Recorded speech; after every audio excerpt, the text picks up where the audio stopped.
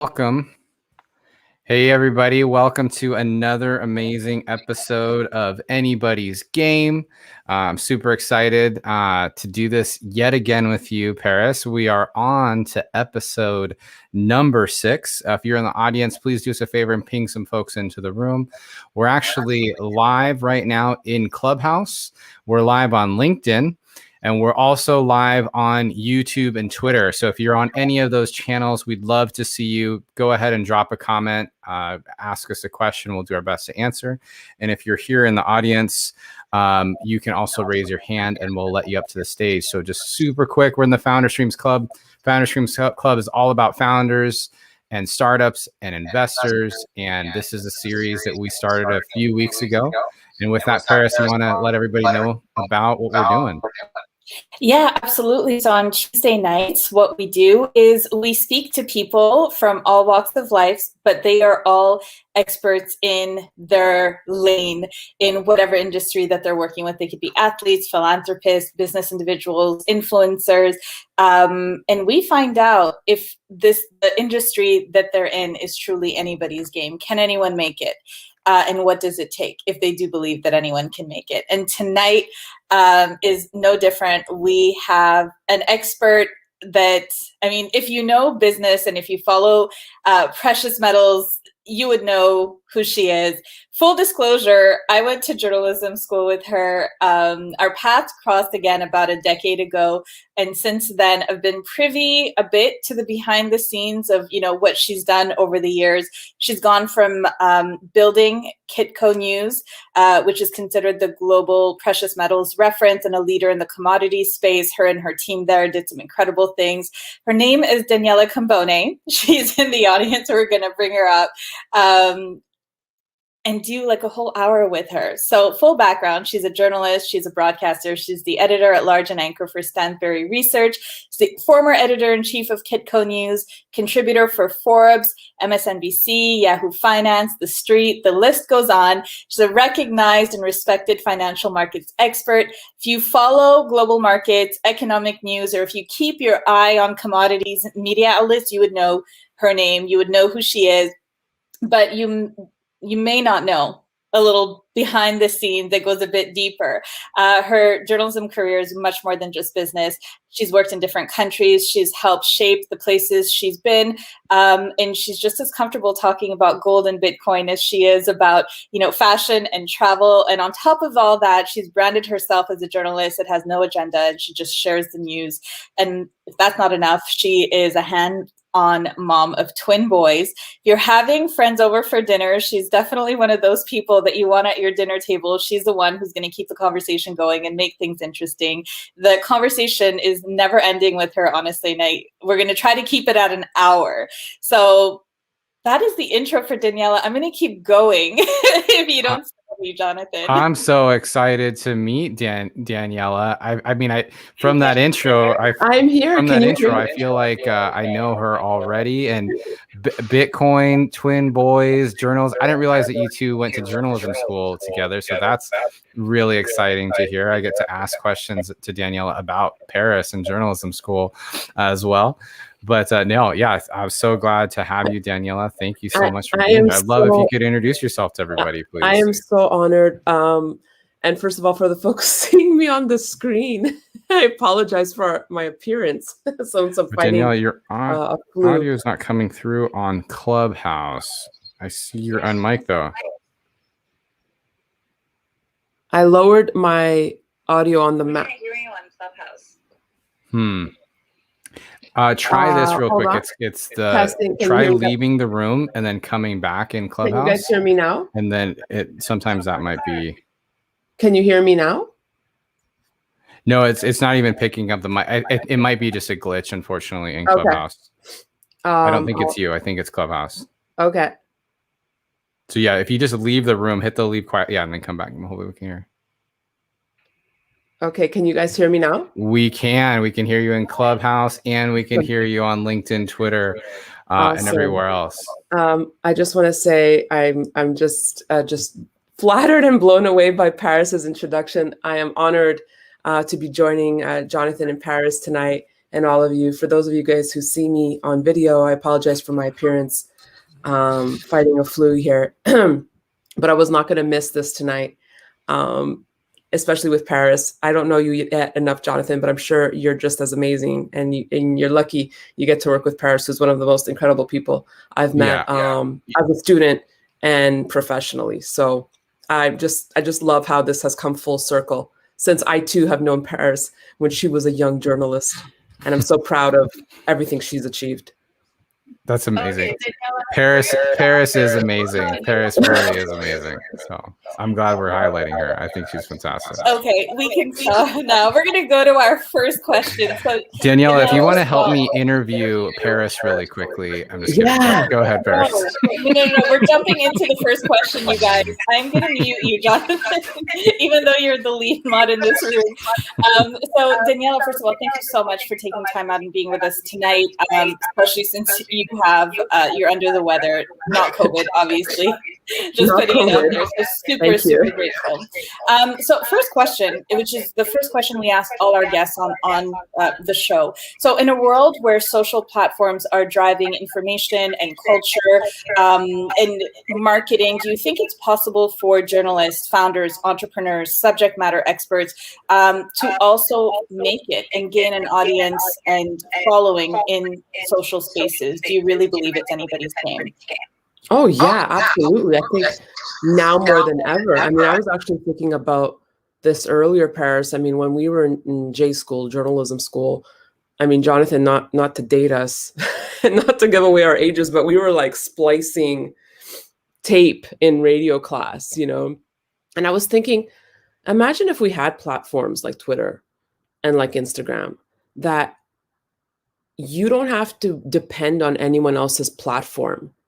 You already given a platform and to speak your truth and to speak your brand. And it's just such a step up in the game. So I absolutely think it can be anybody's game. I mean, I basically made my brand on digital media when no one wanted to touch digital media.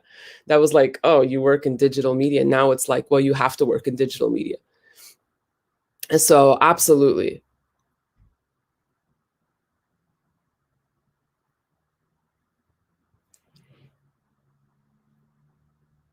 Jonathan, or I can go with question. You want?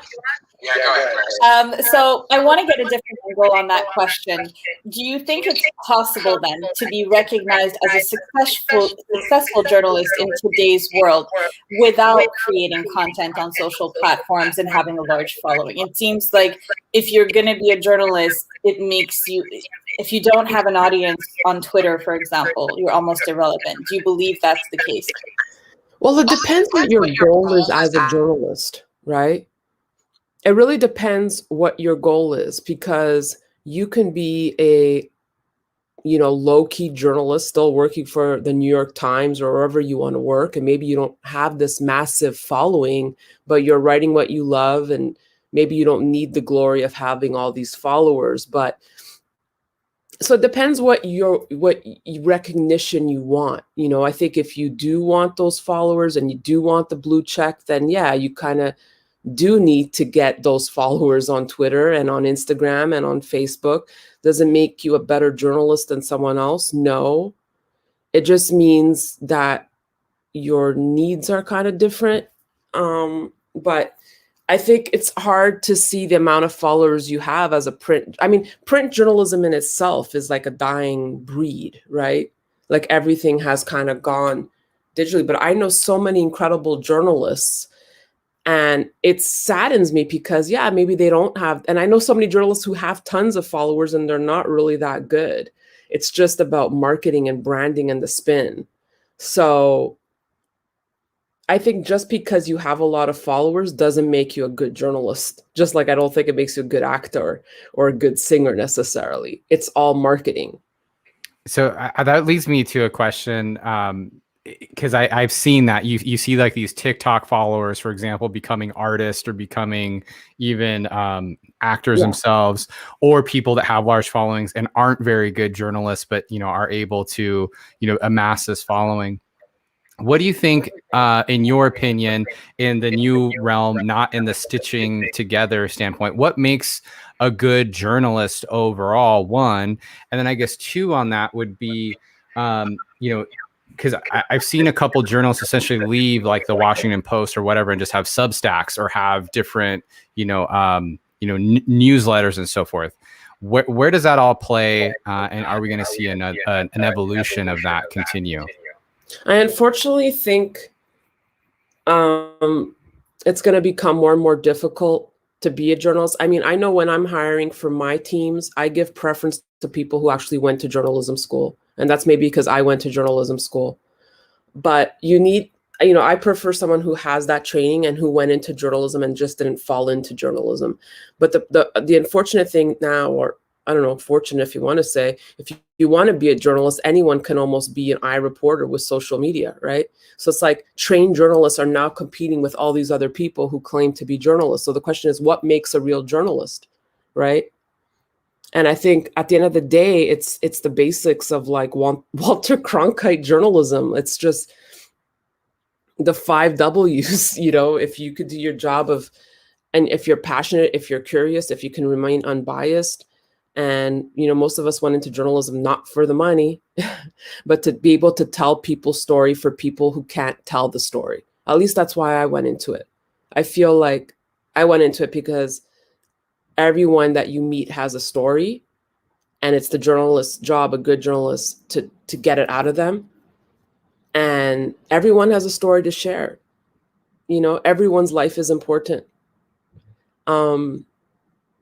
And I love what I do. I know Paris loves what she does. And we, and I hope we get back to that, of people really wanting to go in to make a difference. I think a lot of times people now go into journalism for the celebrity, or they just don't understand the concept of journal. Like I see the writing. People don't know how to write anymore, and I don't know if it's because of Instagram or Facebook, but when people are submitting me like submissions or articles, it's horrific. And I'm afraid that we're going to lose that art of beautiful storytelling, of writing. And so it's so important to support like real journalists. I really believe in that. And I hope we go back to some form of basics here, because I think we're really getting lost of what is journalism. And even in mainstream media, I mean, if you watch US, I live in New York now, and you watch CNN, you watch Fox, it's just so biased. It's like I'm so yearning for those media outlets that aren't, politically driven, and they shouldn't be. You actually covered one of the questions I was going to ask you, which was why journalism, but I'd love to know why business journalism. And what got you to the point where you actually stayed with it? Because you've done different kind of journalism, and you've covered different topics, all over and in different countries as well. What made business journalism the kind of specifically commodities, which is not super widely covered? And thank you for asking that. And I just want to say, for all those people who are told in school, like you're not good in math or you're not good in economics, to just ignore that noise, because I was one of those people in high school where, I was always told, oh, you're really good in like the arts and, like history and whatever, sociology, those type of courses. But I never had an interest in math or, economy, because I don't think it was taught to us properly. So I never, ever, like if you would have told me I'd be a financial journalist, I would have looked at you like you were, I don't know from what planet, because I was the last person that would have been a financial journalist. I wanted to actually be a political journalist. I loved politics at the time. And sorry, I'm trying to remain centered for you in here. And so, or I want to be like a lifestyle journalist. I just, finance was definitely at the end there.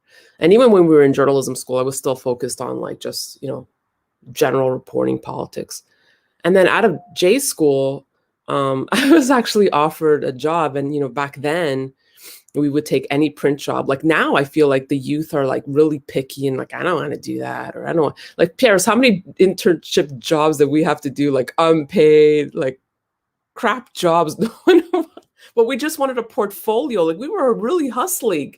Like now it's so much easier, so many more platforms. Anyhow, so I go in for this job interview, and it's at like Magazine Finance, which doesn't exist anymore, but it circulated with La Presse here in Montreal. And it was to cover Canada's banking and insurance sector. And they were like, what do you know about like banking? And I was like nothing. But the editor at the time was like, perfect. Like, if you're willing to learn, like, I'll take you under my wing. He's like, I'd rather have someone green that can learn and not make mistakes. And when I started, I mean, I didn't even know how to read a company report. I didn't even know what M&A stood for. I mean, I was like a fish out of water. But I got it. Something just clicked, and I started really enjoying it. And I did that for 5 years, and then I left to go to Rome and then to do my master's. And when I finished my master's, I started covering politics, which I kept thinking was like the stream I should be in. That should be my beat. But then I started realizing I really didn't like chasing politicians. I didn't like scrums. I didn't like waiting around for hours and like waiting to get like a soundbite, and you're like arguing and elbowing other journalists. And I was like, nah, I don't want to do this. I was like, I think business journalism is really where it's at for me. And when I moved back to Montreal, a company called Kitco had called me asking me if I wanted to join and start up a media department. Which is a separate story if we want to talk about. But yeah, actually, don't jump in. Yeah, I won't go in that because that's another crazy story. But yeah. I'll lead you into it. So basically, once upon a time, news outlets, online news outlets were not the thing. It was all about traditional news. It was about Bloomberg and CNN and MSNBC. And you were at a crossroad in your career at that point, and you risked it.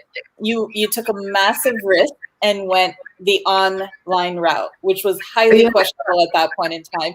And I'd love for you to tell us about that, but not only that, the choice you made into doing online media, but the risk. That was a massive risk, and a point, like you said earlier, journalism careers, we don't make a lot of money, and it's not the most stable kind of work environment.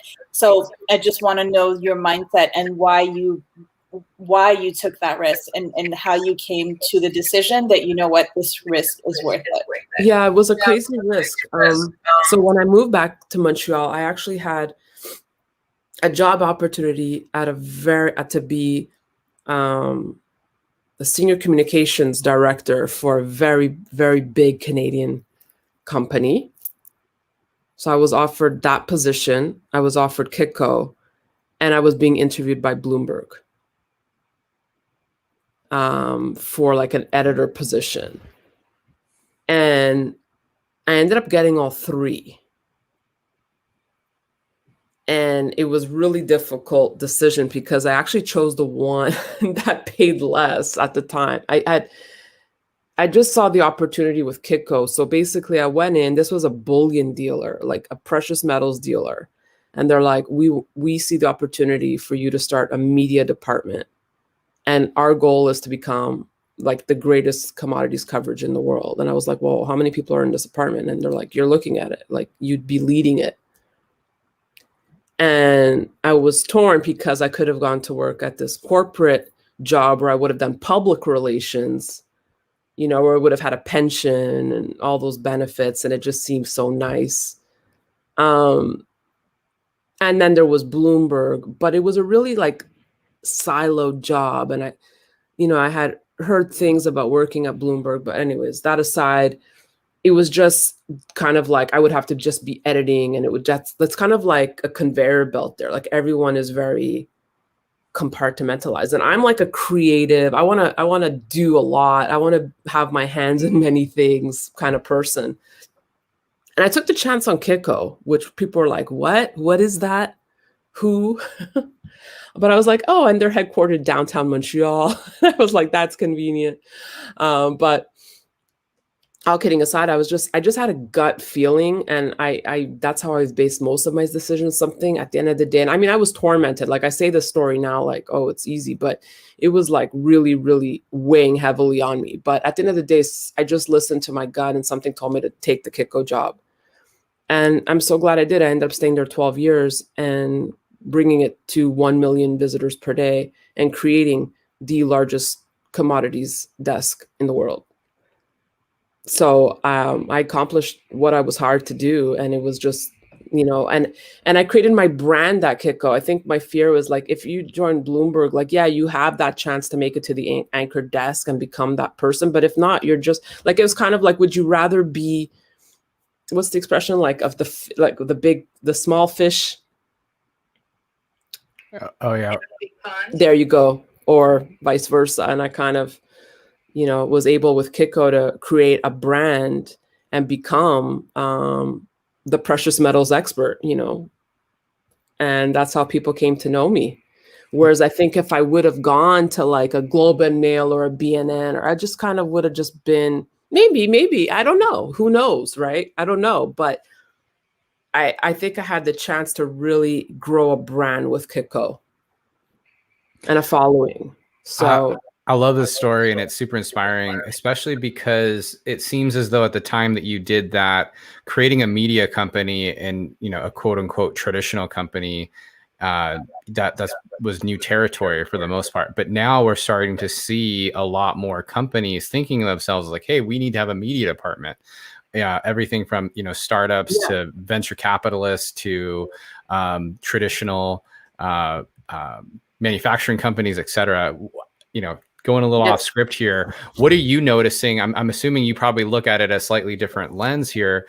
What are you seeing as how every company has this opportunity to become a media company? Jonathan, and that's such a good point. And, and I say kudos to Kitco because they were really like avant-garde with that, because I even thought they were nuts. I was even thinking like, I don't know, is this going to work? Like a company launching a media department, like how are people going to take us seriously? And that was one of the biggest hurdles, is how do I get people to see we're not just like a pro gold company? I had to really make it like we're unbiased, and whether gold is rallying or not, we're bullish or bearish, we're covering everything. And then we started venturing out and covering other things, but that's a different story. But I see it more and more. I mean, even at Kitco, I had so many people reach out saying, hey, can you come help us with our marketing efforts? And then it ended up me leaving Kitco to Stansberry Research, who now wanted to start a media division, which is a company that was just known for primarily financial research. And now we have a media department at Stansberry. So yeah, I think more and more companies are waking up and thinking, wow, maybe we need a media channel. Maybe, and this is fantastic. This is creating, it's like Netflix, what it's done for actors, right? Before you had to wait, for like a huge, well, even though it's still very difficult to become an actor, but I'm saying like, there's so many more movies now, there's so many more TV shows being created. And the same now for journalists, right?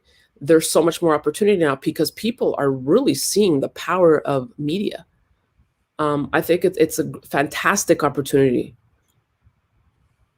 Yeah, I love that. Content. It's a great field to be in because people, there's a great need. So I love it. You're probably going to be getting lots of unsolicited phone calls from me, just of questions, because I say that all the time. Every company needs to operate like a media company. Every startup, every young startup needs to operate like a media company. I think it's so important for, we have a lot of startups here in the audience right here and listening in, is thinking about what's your personal brand that you're building through content. And it's not just promoting your company, it's interviewing people, it's being the subject matter expert in your field, it's creating whatever the industry guides are and so forth. What tips would you have for a startup or a young company when they're thinking about creating media for their brand or their company overall? A good way to get started. Well, a good way to get started, again, like we have the platforms. You have YouTube, you have Twitter, you have the platforms at your disposal. That's step one. But it depends. If you want to go down the video route, you have to decide, okay, do I want to do like interviews? Do I need a host? What kind of video formats do you want to do? But, if you are going to go down the video route, then you do need a compelling host, right? You need someone that's going to bring it home and drive it and sell it. Someone like Paris. Someone like Paris, right? Because that's what I tell people.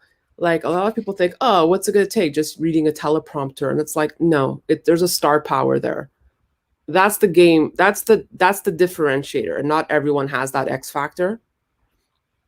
So that's going to be the tricky part. Like, unless you get someone who already has a following, and I don't mean it has to be like a Gary Vee following, but unless you already have someone with a following, but you will need a compelling host, and you will need someone that's tapped into your audience and really understands the needs of your audience. Like at Kitco, it took me a few years, like 2 years, I want to say, that I fully understood the audience.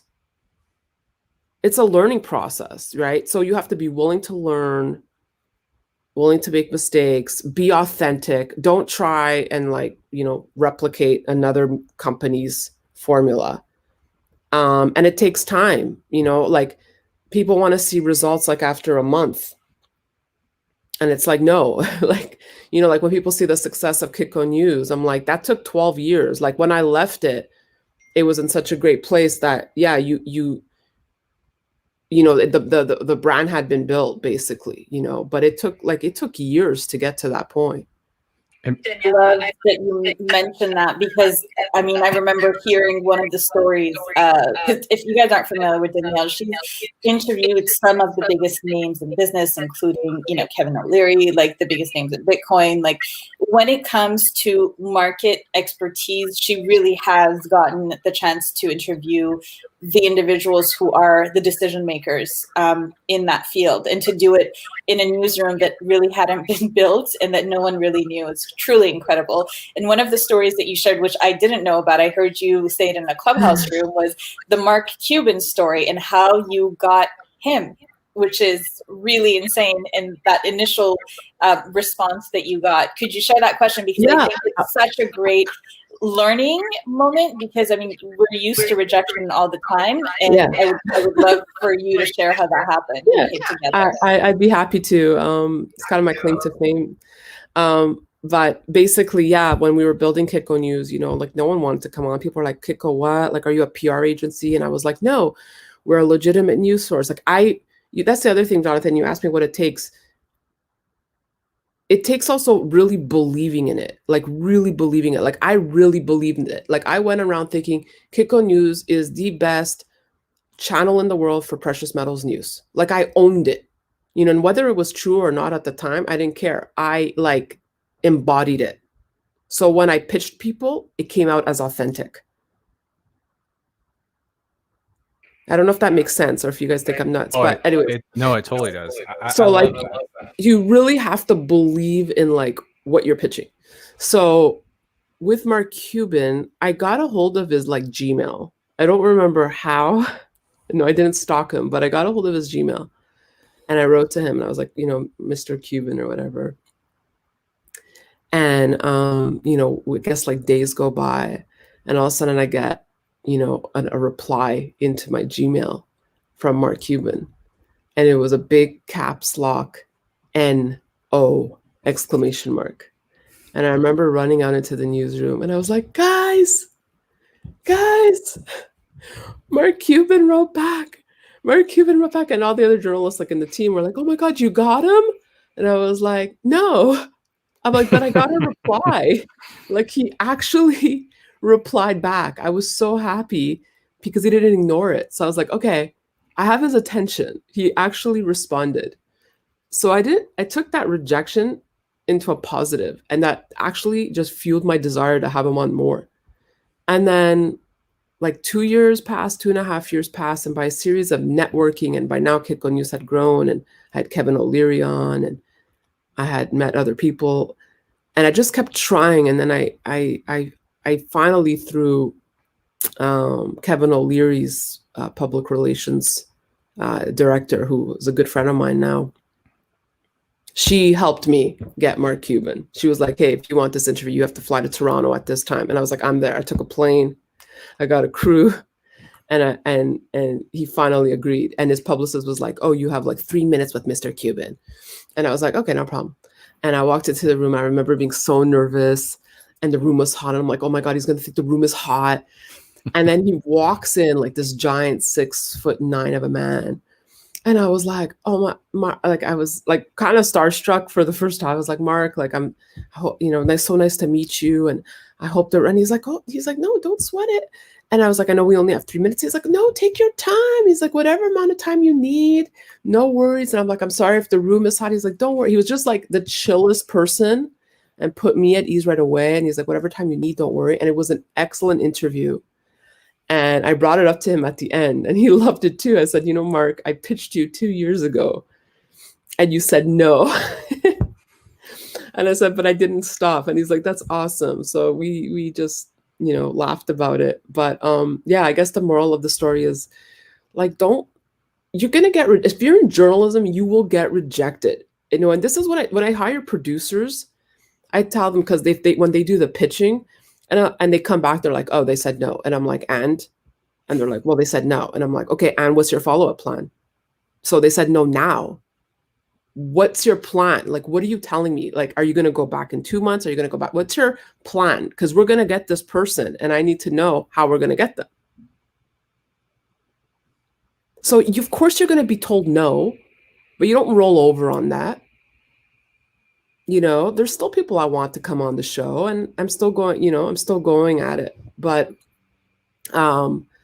yeah, just keep trying. The worst they can say is no. Yeah, I love that perseverance there, and that's such a great story, and it's so relatable to anything. I mean, you can substitute that for a founder looking for an investor or looking for a first customer, Absolutely. and in your case, and finding someone to interview. Yeah, and I think the other moral there is like, yeah, I didn't have like the CNBC brand behind me, and I didn't have the Bloom. Like Mark Cuban doesn't know what the hell Kitco News was at the time. But I didn't make that stop. Like, don't make that define you, You just have to try and you'd be surprised. Like a lot of times I'm like, really? I got that one, eh? Like, I'm like, yeah, it keeps like going, but like, you'd be surprised, And another thing I tell people, like, what a lot of these celebrities may not realize. And I tell them, I say, you know what? I know I'm not at like your celebrity level, but by you giving me 2 minutes of your time, your 2 minutes of your time can be career changing for me. Because unfortunately, when you interview these celebrities, then you get more credibility. And whether that's, and I've talked about this because I always say I'm the same journalist, whether I interviewed Mark Cuban or not. But unfortunately, having these stars on adds to my credibility, And that's what I say, like them just giving you 5 minutes of your time can make your career, can elevate your career. So, and that's why I try and give back as well. And I always just remember that, so. Yeah, that's such great points there. And you touched on this a little bit. And just to wrap the two together, I believe you said when you first started Kitco, it took like 12 or 24 months or so just to really start kind of getting it moving. And then I'm assuming, those first people that you interviewed weren't like the top of the top of the top celebrity, and then slowly, little by little. And can you touch a little bit about how you, from a journalist perspective or from a content creation perspective, how you might use one interview to then build upon the other and so forth, or build the brand, or do you think of it in that way? Oh, you have to. Yeah. I mean, I probably didn't get that early on with digital media. But there are certain people I interview will bring, digital media, you're driven by traffic, right? My job is to drive traffic. I got to bring in the big numbers. So there's certain people I interview that I know are traffic drivers. Like there's different reasons why I'm interviewing different people. I mean, I might think someone has a great story, but I'll already know if it's going to bring in traffic or not. So I try and create a balance of, bringing in the big names, but I'm also want to introduce the audience to new names that, might not bring in big numbers yet because they might be a new name. But yeah, from every interview you just build. And I always say the other secret to being successful at building content digitally is you have to be consistent. So I always say it's like losing weight, like you're not going to lose weight working out 1 day a week, right? They always say consistency, like 3-4 days a week, whatever, 5 days a week. And it's the same with content. You're not going to see results by putting out a video a week. You got to be pumping out like quality interviews every day. That's what it takes. And maybe the first time you'll have 200 views. And then maybe you'll have 500 views. Maybe then you'll have 1,000. Don't get discouraged because all of a sudden it's going to start snowballing. If you're good and you're putting out quality content, it's kind of like if you build it, they will come, but you have to be consistent. Jonathan, do you want another follow-up interview? By the way, Daniela, you're speaking to Jonathan's soul. This is his belief system as well. Yeah. So I feel like... No, yeah, I apologize for hogging the mic, but yeah, you're exactly what Paris said. You're speaking my language. This is how I think. I actually do not have a journalism background at all, but I just the way of creating content and media and building brand around media and building brand around content for a company or startup is just I've spent a lot of time studying it, so yeah, I feel like I have a front row seat to you know.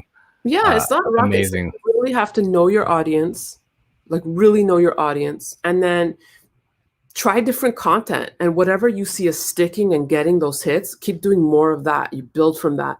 And then sometimes I'll ask that person who did really well with the audience, oh, who else do you recommend I interview? Because they'll probably usually recommend someone who has the same kind of mindset as them.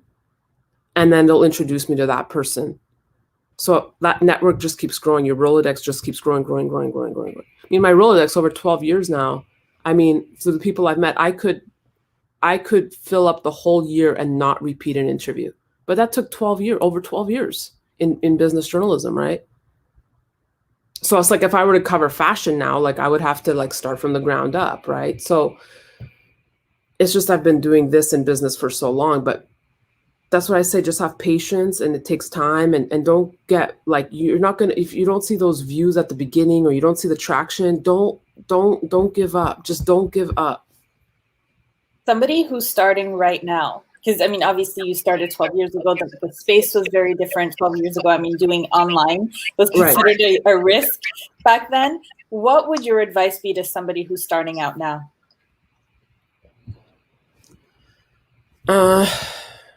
Like in digital media, Paris? Somebody who is a journalist, and specifically because your expertise is in business journalism, what would your advice be to them? That's such a good question.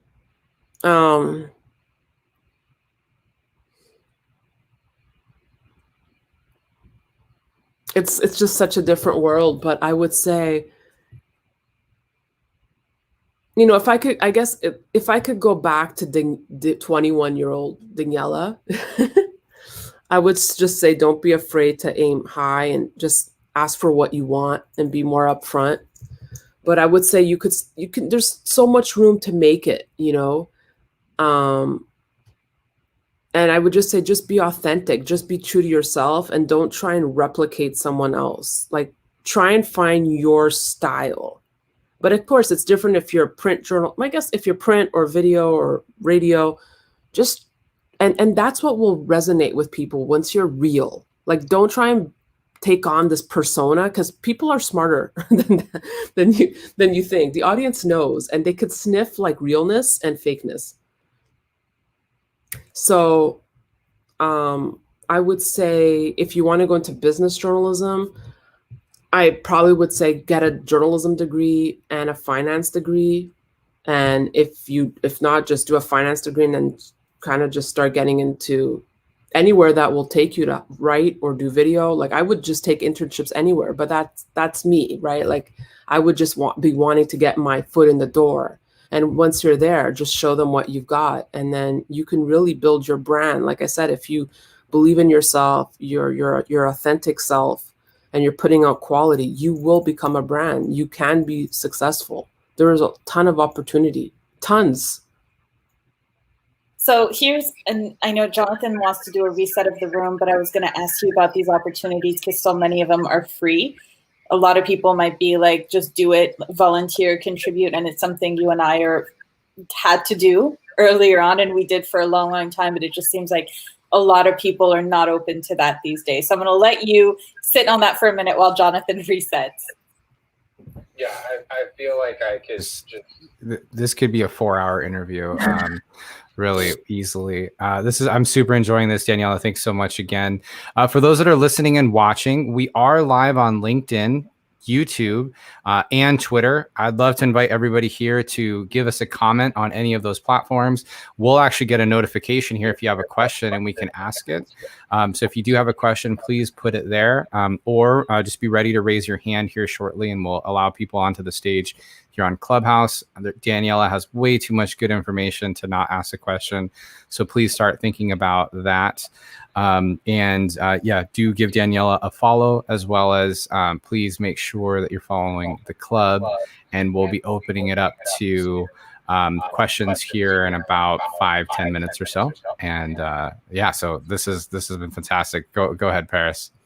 Yeah, so Daniela, so what do you think about free labor? And you know what, saying that, I fully realized that back in the day, a lot of employers took advantage of that 1 week internship, or just asking people. I did a whole summer, I think, I like pulping people. I know. But I'm just talking about like the journalism school placement that was a week, that then they were like, oh, we'd love for you to come back and do the whole summer for free. So I feel like, and I talk now to people who are recent graduates, and they're like, he wants me to do a week for free, and I don't think that's cool. And I'm like, just a week? Like, what? I did summers for free. I continued working for free after I was employed, and I would take gigs on the side at other places just to keep my name out there. So there's a different mentality towards that. And looking back, I do think a lot of us were taken advantage of as well. So I'd love to know what your opinion is, and if somebody is in our audience and who's being faced with that situation, or even individuals who are looking for a change in careers and they're being advised to, just get some experience in the field. And oftentimes they have to do internships or volunteer work to get experience for it. What's your advice to them? That's such a good question, Paris.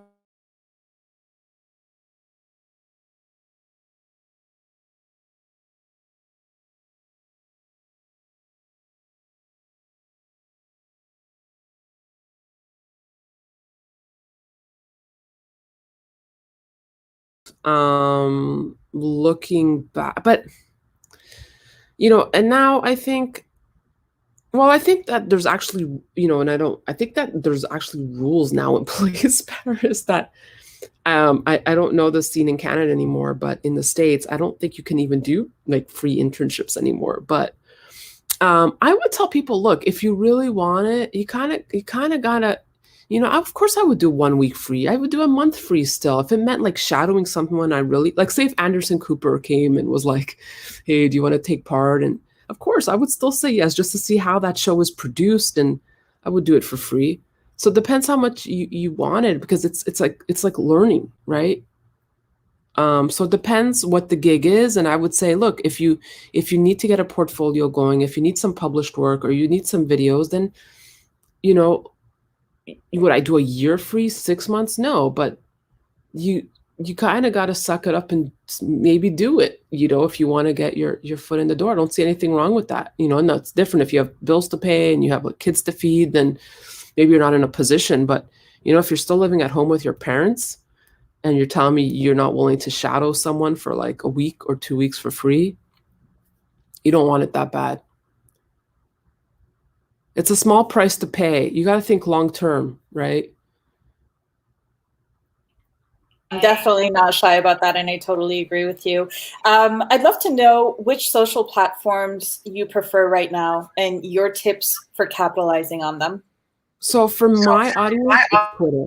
Like, my audience is not on Instagram, but like it goes back to knowing your audience. My audience is primarily male, anywhere between the ages of 25 and 65. So really huge age gap. And I wish it was more women, by the way, but that's a different story.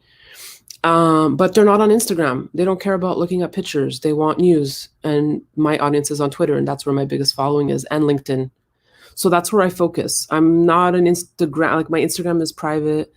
You could follow me if you want, but it's not that exciting. I don't, put my work stuff on it. I don't think that audience is there yet.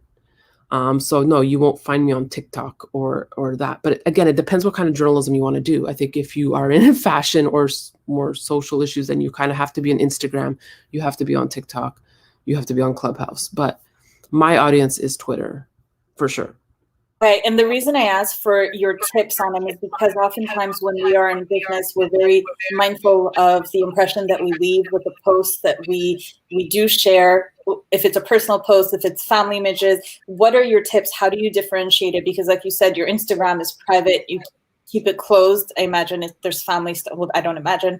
We're friends on Instagram. I see your posts are more family oriented and they're not open to the public. Are you mindful of what you're sharing? And is there a plan to make sure that you're sticking to it, to not allow that audience? Because like you said, you have a very specific audience that comes to your personal account and not just your work account for information. What are your tips? Absolutely. So, well, I try and keep up, like for my Twitter, it's like 99% work, and I sprinkle in some personal. This is something new. I kind of just started since I became pregnant, which was last year, 2 years ago. I started kind of opening up and showing more my personal side on Twitter, where I was sharing like I'm pregnant, or actually I didn't even announce I was pregnant to the audience. I think it was like I just gave birth and was like, here, oh, I have kids. So I kind of put that on Twitter. And then people really responded. Like when I put that announcement, like it's a boys, I saw like the love I got, and I had never tried that before. I had never allowed myself to kind of be like vulnerable or open like that on Twitter. And people were like, oh my God, we didn't know, or we love seeing this side of you. And I kind of started doing more of it since I saw that, I guess I just thought, oh, the men don't care about, my personal life. And I'm not putting like going fishing with the husband. No, I'm not doing that. It's like, I really keep it business, but I do weave in occasional, like Italy one today, and I shared that on my Twitter. So, and my happiness for that. So, little things like that. And I think they appreciate learning about me. And then on Instagram, it's just completely like I'll have some business stuff, but it's mostly personal. So yeah, I'm definitely in check. I'm definitely mindful before I post on Twitter, and I'm mindful of what my tweet could do or set off. So I always think twice before I tweet. Know the impact of your tweet, know what the point of your tweet is. Don't just tweet for no reason. And that's kind of the basics I stick to. That's really my social media strategy. It's pretty basic, but. Yeah, and that really leads to the next question we were going to ask you, which is how do you plan your content? So not just social, but even the content that you're creating on the media side. What's that process look like? That's a very good question. And I've got into many debates over people about this, because I'm a big person I believe on capitalizing on times on YouTube. And I know there's this whole debate about when you launch content, oh, the times don't matter. And I don't believe about that at all. Like, if I'm covering business news and I'm posting something at 4 p.m. or 5 p.m., the day's over. Like the bell rang at the stock exchange, like lights are out. Like I need my content up. So I've had to fight with people. Like I'm always like, I need this video up. I need this video up. So it depends, I'd say, on your line of business, but timing does matter. And at the end of the day, your headline is 99.99999% of the battle, because that's what's going to get someone to click. So if you don't have a good headline, you've just wasted your content. You could have spent 10 hours, 20 hours on a video. If your headline is not a good headline, it's out. No one's going to click on it. It's the front door of the store. No one wants to walk through an ugly store, right? So what's going to get them in? So for me, it's really timing, but headline before that. Okay, so that's when it comes to content, but how about to individuals? So you mentioned the career span, 12 years, starting out with Kitco News, really building it from the ground up when it really had nothing. They didn't have a newsroom and you had to wear many, many hats. And then now becoming a recognized figure in your industry. How did you brand yourself? What are your tips for individuals who want to be recognized not only as business individuals, but also subject matter experts that are relied upon names? Right. So I think a lot of it has to do, look, there's a lot of people who cover commodities, why the audience preferred me over others, I think a lot of it has to do with just, like I said, being your authentic self, personality, how you your relationship with the guests you interview. So everyone I interview, I kind of feel like I'm inviting them into my living room. That's the tone I've taken. So it's not, I don't like having these, I'm doing less formal interviews and more like, getting to also know my guests. Like, yeah, we're talking business and I know you're a great business person, but I know there's also a personal side there. So in every interview, I try and extract that. And I think maybe that was something different that I was doing compared to others. Do you think that's the reason why you get like the Kevin O'Leary's to come back and to anyone who's watched you interview him, he's not an easy interview at all, but to watch you do it over time and to watch his comfort levels and grow as well, there's been a transition. Totally. Absolutely. I think that relationship is, a huge part of why someone's going to even come back on your show. If they hated the way you interviewed them, you're never going to see them again. But luckily, I would say that most people leave my show feeling good and they want to come back or want to be interviewed. And, I'm not wasting their time. Like when I start, if they tell me they have 10 minutes, I respect that. If they tell me they can give me 20, then I'll give them 20. So I always respect their times, respect their audience, respect their point of view. I'm not there to throw someone under a bus. That's not my journalism style. I respect that people have different point of views, and I want it to be a conversation that I enjoy, they enjoy, and at the end of the day, the audience enjoys. And that's what it comes down to. So yeah, I think a relationship is a huge, huge part of your success, of why people want to come back, why they remember you, and getting that chemistry going, connecting with someone. And that's why I say that not everyone can be a journalist. A lot of people want to pretend they are, but connecting with people is a big skill set of being a good journalist. And that comes from being, actually really caring about someone else's story and not your own, and being your authentic self. So I was just doing a lot of research. I wanted to become a subject matter expert. So I spent hours learning about gold, learning about the industry, researching, educating myself, knowing that there's always more to learn. I never walked in thinking I know everything. No, I still am learning. I love that you touched on that, just because I think oftentimes people think of journalists or the person interviewing just strictly as the facilitator. But, the more you learn about the subject that you are interested or interviewing, people are like, you yourself are a subject matter expert, in the space. And I think a lot of I was actually just speaking to someone earlier today. I think a lot of people who are new to content forget that, hey, like they have a lot of value in the subject matter that they're even interviewing people on, just by interviewing so many people, talking to so many people, and so forth. Absolutely. But what I try, I am the subject matter expert, but when I'm interviewing someone, I'm mindful that I'm not there to convince the audience that I'm the subject matter expert. I let the person speak. I'm interviewing them. So I need the material to be able to ask the right questions. But at the end of the day, they're in my living room and I'm interviewing them and I want them to shine. And I think that's something that every good journalist should be doing, like you guys. I love it. Well, I already want to figure out how to get you back on this show that's only 6 episodes deep, but Daniela, you make it very, very easy to let you shine. Honestly, the stories are incredible. The takeaways are incredible. We're so, so grateful for you. I know it's coming up to the hour. We definitely wanted to get to the audience question. But before we do that, we have rapid fire. So if you guys have questions for Daniela, please do raise your hand. We will be letting you up. Jonathan, do you want to start off with our rapid fire questions? Yeah, so rapid fire meaning you have to answer it quickly.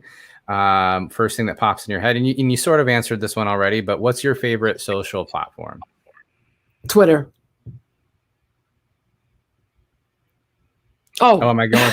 Okay, I thought it was just rapid fire, like it question. It is. Sorry, no. It is. Sorry, I thought Paris was going. We miscommunicated. That's my fault. So, I'm just letting people up. What's your screen time usage? Oh God. I'm embarrassed to say. I don't know. It was down by 7 hours this week. That was, I don't even know. I honestly don't even know. Down by 7 hours, but still double digits, maybe.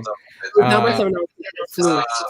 Definitely. I mean, I'm on it all the time, but that's my job. You know, like when my husband complains about it, I'm like, hey, how do you think the bread and butter comes through the door, though? You know. Next question: who's an entrepreneur you admire? There's so many. I was just thinking this week, my biggest regret is not having interviewed Sergio Marchionne, who was the CEO of Chrysler Fiat. He passed away, I believe in 2018. But I was actually just watching his life story and the way he turned around that company. And he's also an Italian Canadian. I have extreme respect for him. And I would have loved to have interviewed him.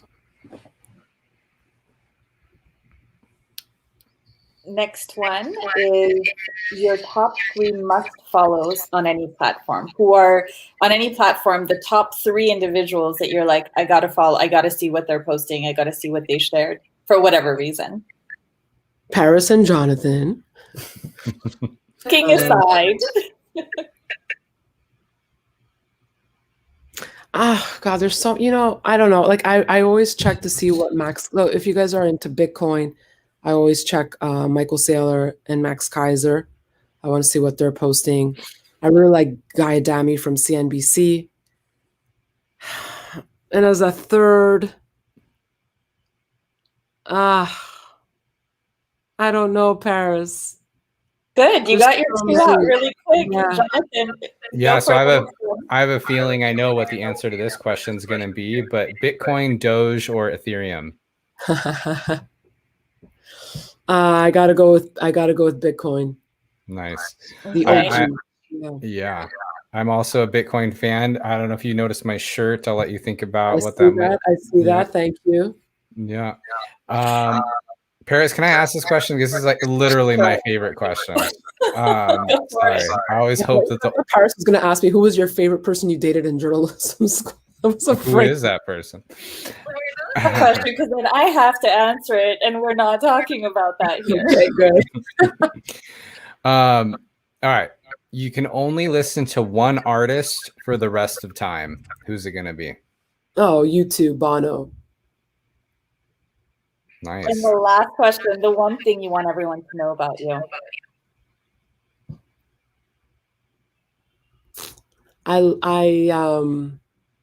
The end of the day, I'm just I love my family. I love to cook. And I love to travel. And I just love meeting incredible people like you guys. That's it. Daniela. Generous as always. For anyone who knows Daniela, she is beyond generous in her friendships and in the business world. Rajan and Aaron, we're so happy that you guys are up. Your chance to ask Daniela whatever is on your mind. Rajan, go ahead.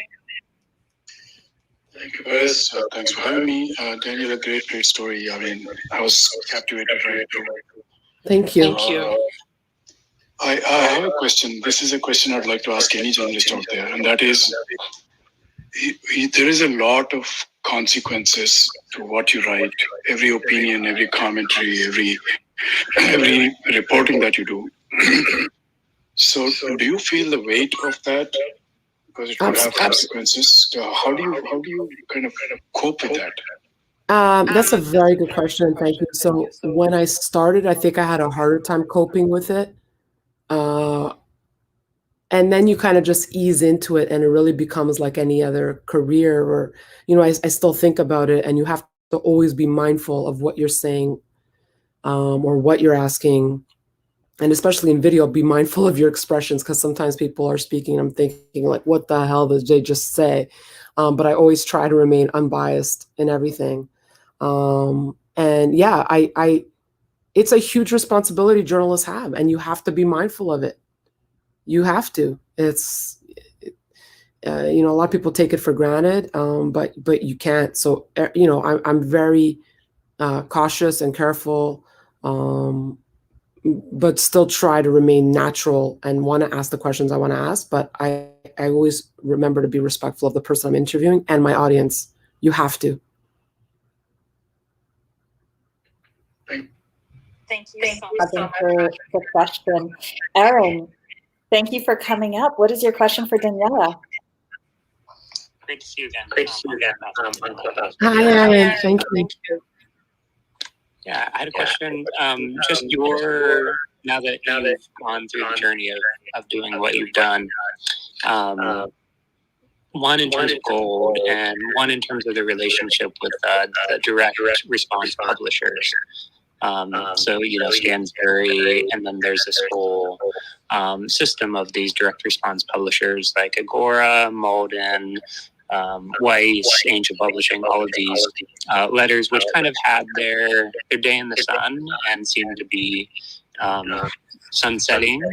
And then also the gold industry, had its day in the sun with,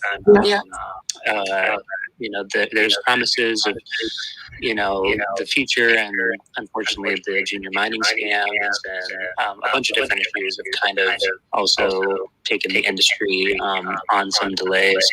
Do you have any, now that it's in the past, you can't change what you've done, but do you have any regrets? You chose this path of going into the gold industry and into, relationship with direct response publishers, and that, now the industries are, maybe they don't have such a great taste in people's mouths. Do you have any regrets? No, I actually have absolutely no regrets. And so covering the gold industry, my job was not to promote the gold industry. I was covering the gold industry. So junior mining, scams, and all. And that was the great thing about Kitco, is that we weren't a promoter. I was able to cover whatever I wanted in the industry. So I look back on my time there with great pride, actually. And then in terms of the direct to response as being a dying breed, well, that's why they've started a media department, and they're really happy with the traction I've brought in less than a year to Stansberry. So, I've brought it to 350,000 followers in a year. My goal is to hit 1 million, and, they see that opportunity. So I have really free reign with the content, and with the direction I want to take it. And so when I'm accepting where I want to work, that's something that's really important, is that I get to choose the content. I get to choose who I want to interview, and they've been really receptive and open. So, yeah. Great. Yeah.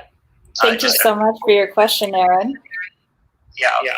With I see similar things happening with, as we go into the next phase of Bitcoin or whatever is going to be the next industry.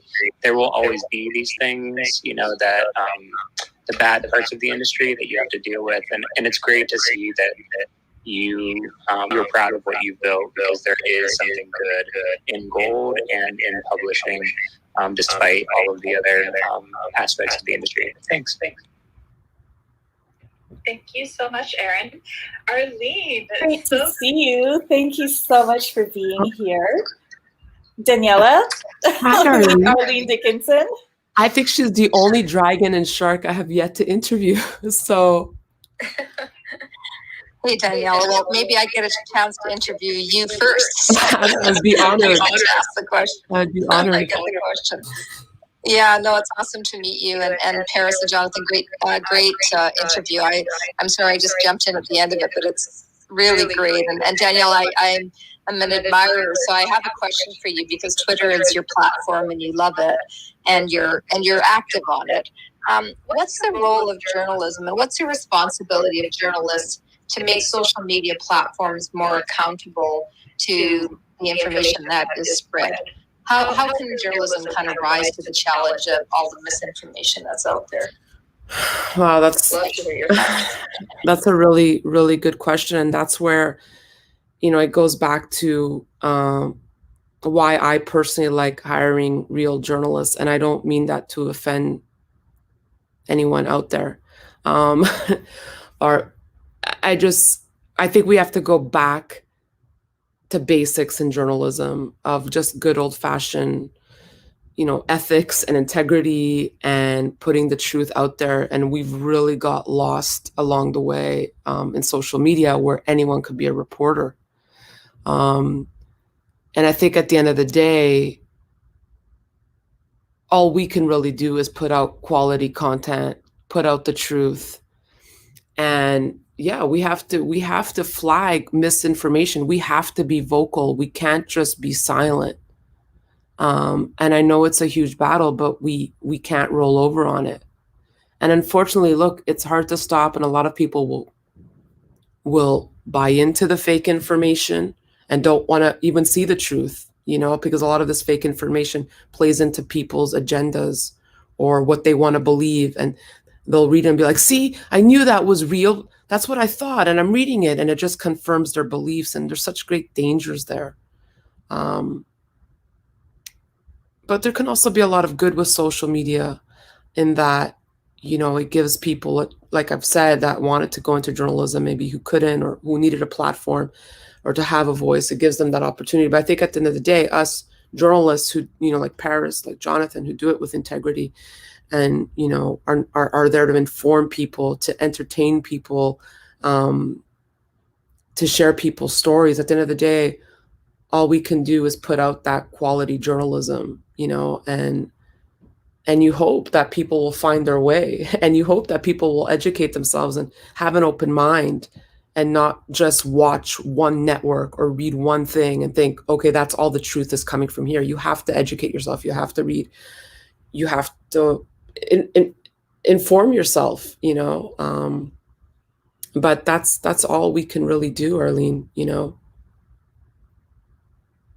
Yeah, no, that's very, very, very true. Very true. I think you had two people to follow, so I'm gonna give you somebody to follow just as a I always think it's great to share people. Yes. Because I love the platform. So I don't know, you may follow him already, but if you don't, follow Rex Hupke. Okay. Rex is a journalist with the Chicago Tribune, and he's a humorous columnist, but he's a great journalist, and I just absolutely adore following him. So if you need somebody who's got a good dark sense of humor and I like that. On some of the most, you'll love him. Rex Hupke, Huppke. It's really a pleasure to meet you, Daniela. It was a pleasure to meet you, Arlene, and I look forward to interviewing you. And I will follow your follow right after this Clubhouse. So thank you. Rex Hupke, and the name is exactly his handle, REXHUPPKE. Perfect. And I'm following too, Arlene. Thank you for the recommendation. He's an awesome journalist. Oh, that was excellent. Thank you, Arlene, and everybody else who asked a question. I did want to go to one last question that we did get from LinkedIn. So I'll throw it here on the screen, which is kind of fun. So the question is from Marie Brunner Dawson, and that's, what do you feel about the journalists that take quotes and use executives in later articles that are not with the current times? I'm not sure what he means by with the current times. Stated quote. So let's say an executive. So let's say somebody takes your quotes from today and uses it 10 or 15 years from now, but it's executive quotes or business quotes.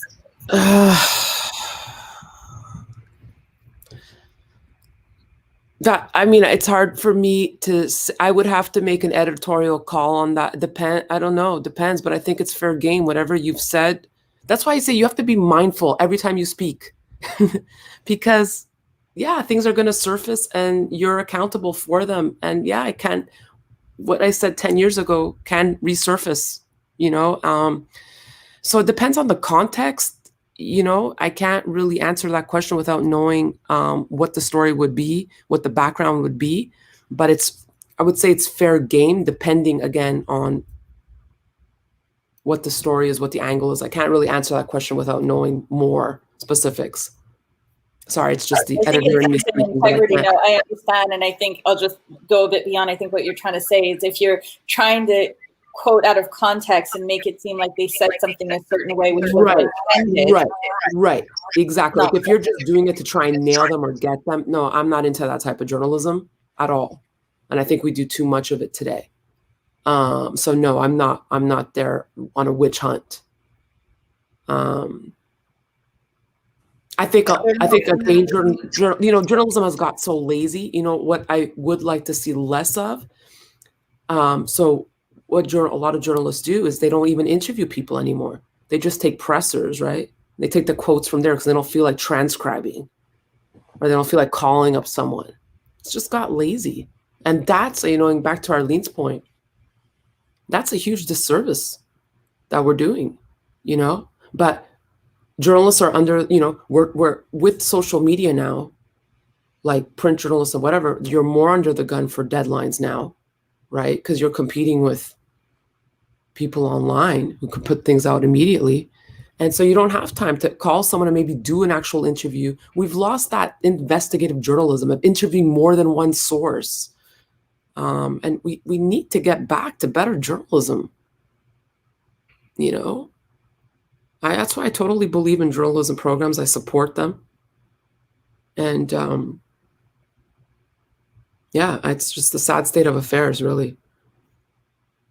Well, definitely appreciate the ethics and integrity with which you still operate. Definitely an important source to follow, just because I know that you've always, how we were trained as journalists, and ethics was such a big part of the education that we received, and seeing how you do present yourself, and as somebody who's, we're not best friends or like super close friends. I just want to make that clear. I'm not talking to Daniela every single day, but our paths have crossed and we do stay in touch once in a while. And as somebody who's been privy to watching you and your career, I love that you've never once said, "You'll never believe who I just landed," and then give me like the background information. We do have that type of friendship where we would share exciting news, but it's always, we all find out with the rest.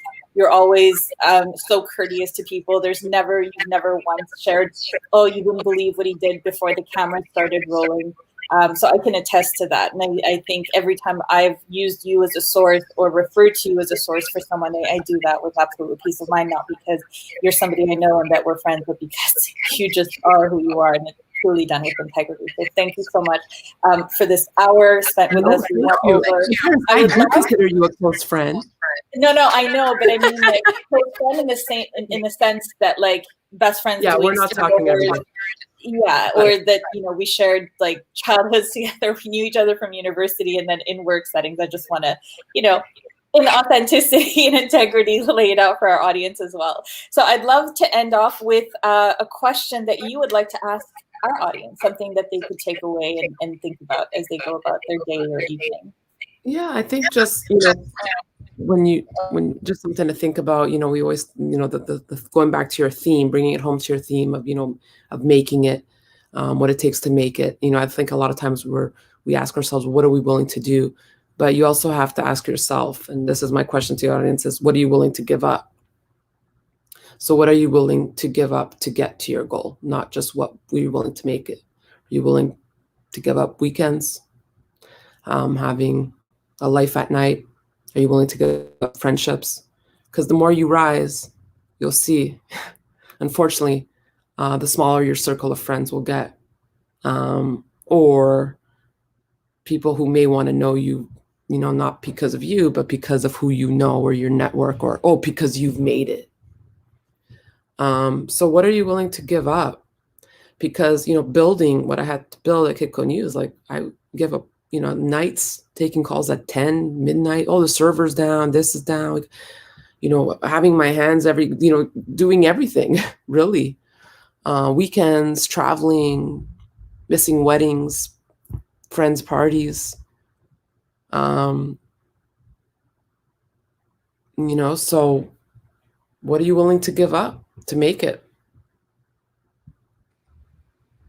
Not to be a Debbie Downer, but just something to think about. See that as a Debbie Downer. I love that you said that. I love that you shared that. I agree. I'm actually braiding a friendship bracelet right now that I can send you in the mail, because I just totally just vibe with you and how you think. I'm very similar. So the last question that we have for you is simply, what are the best ways that people can keep up to date with what you're doing, keep in touch with you, follow you? Where do they find out more about Daniela? Yeah, so you can follow me on Twitter at Daniela Cambone. If you want to follow me on Instagram, I'll add you guys. It's private account, but it's DCCSM. Mostly just photos of my twins. And LinkedIn, I'm very active on LinkedIn. So if you have like a question, a business question, I don't give financial advice. except to my close friends, but that's not even financial advice. I just try and veer them in what I think might be a good direction for them. But yeah, if you have questions about investing or getting started in investing, especially to women, I want more women involved in their finances, taking control of their money. Then write to me on LinkedIn, Daniela Cambone, and I'm happy to guide you in the right direction or point you in some resources. Daniela, is there anything coming up that we should know about as well? Anything coming up? You just had a big interview. Yeah, I just had a big interview. I am always, I am planning so that's the other thing. I'm always thinking about content. Like my mind is just going to explode one day because I'm just always thinking. So I've drafted a concept series, 6-part series that I'm pitching, where I'm kind of like the Bear Grylls of finance. That's all I can really say about it. But it's going to be interviewing the giants of finance, but not in a traditional setting. So I'm working on pitching that, and it's going to be exciting. So yeah, that's what I'm looking to do next. I'm excited for that. Yeah, I'm excited for that. I'm excited for it too. So it's going to be kind of crazy, but yeah, it will be really good content. Looking forward to that and to more. Daniela, thank you so much for spending these hours and 17 minutes with us. We definitely went over. We could keep going. I'm sure Jonathan has a bunch of questions as well. Thank you so much for taking time out and being here with us tonight. If you are just joining, this was Anybody's Game. We're on episode 6. We just spent the hour, a little more than that, talking with Daniela Cambone, who is a journalist, a broadcaster, an expert when it comes to precious metals, just basically an acclaimed journalist in the business media space. So if you're not following her, make sure that you are checking her out at Daniela Cambone on Twitter. Her private account is on Instagram at DCCSM. But again, if you follow her Twitter, you'll see the link to everything else. Definitely a wonderful source of information if you're into business news, somebody to follow, and clearly somebody with so much insight and experience when it comes to building content, to creating content, developing, and just hustling and making it, even if a lot of people associate a lot of the advice she gave tonight with entrepreneurship and with building something for yourself and building a company, but you've done it for other organizations, within other organizations, while also branding yourself. And we're so grateful that you were able to join us tonight, despite the fact that you're not feeling 100%, and sharing all that insight with us. We're so grateful. Jonathan, I'm going to hand it back to you. Yeah, I'm a basketball fan. You're like Michael Jordan in the flu game where he, it's just like amazing. So this was a great interview. Really, thank you for your time. Love getting to know you here. I'm gonna go rest and feed my twins and then go to rest, I guess. But yes, thank you guys. Paris, again, not to embarrass you, but I'm so proud of you and all your success. You're an incredible journalist, and I have the utmost respect for you. And I just love seeing that, we've come full circle here on your show. So congratulations on your success. And Jonathan, you're an amazing interviewer, and thank you for tonight. I had a lot of fun. Oh, thank you. I appreciate that. That means a lot. Well, everybody in the audience and those listening, thank you again for listening to another episode of Anybody's Game. Please do make sure that you're following along with us.